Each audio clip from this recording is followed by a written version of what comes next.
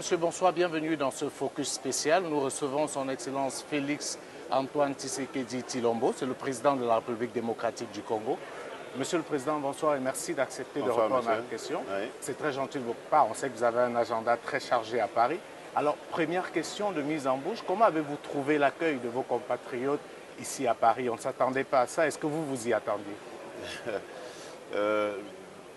Je suis passé partout, en Afrique et en Europe, même en Amérique. L'accueil a toujours été le même. Ça ne me surprend pas parce que tout simplement, je sais que les Congolais s'inscrivent dans le changement qui a eu lieu dans notre pays, dans cette alternance.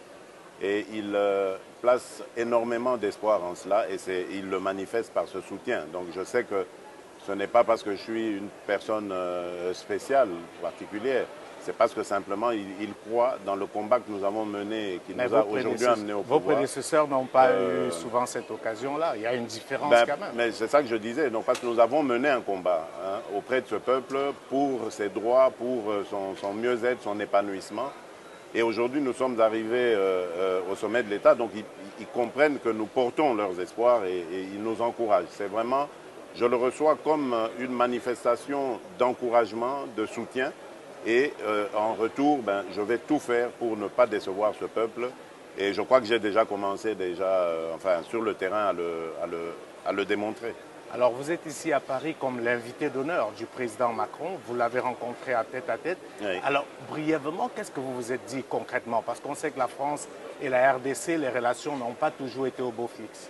D'abord, c'est de les ramener au beau fixe et dire que nous souhaitons que la France revienne au Congo par tout ce qu'elle a de très bien et dans les domaines que nous espérons, que nous jugeons nécessaires.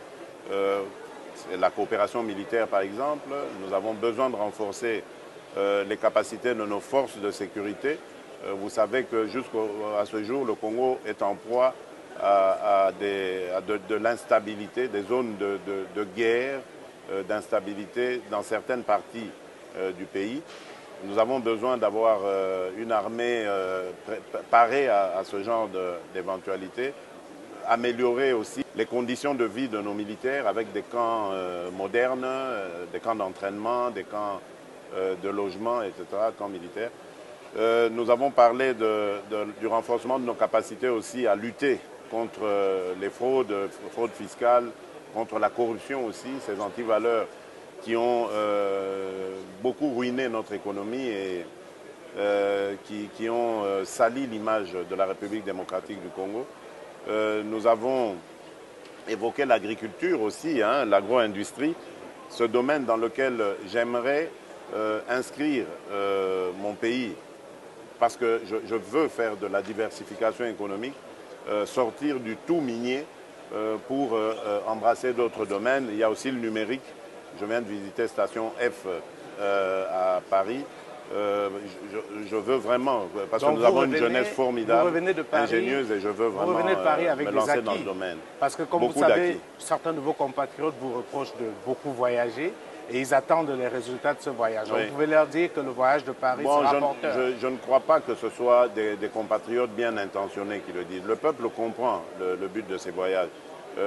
Depuis quelque temps, nous avons réussi à obtenir au moins 1,5 milliard de dollars de soutien à notre action. Donc, et on continue. Tous ces voyages, ce n'est surtout pas des voyages de villégiature, rassurez-vous. Vraiment, ça me demande énormément d'énergie. Je ne connais personne qui soit heureux comme ça de tout le temps dépenser de l'énergie. Donc je travaille, je ne fais pas cela par plaisir. Je le fais pour mon pays, pour mon peuple, parce que je sais que ce seront des voyages qui seront bénéfiques à la République démocratique du Congo. D'ailleurs, ils ont commencé à être bénéfiques et je ne vais pas me gêner de continuer à effectuer ces voyages. Alors,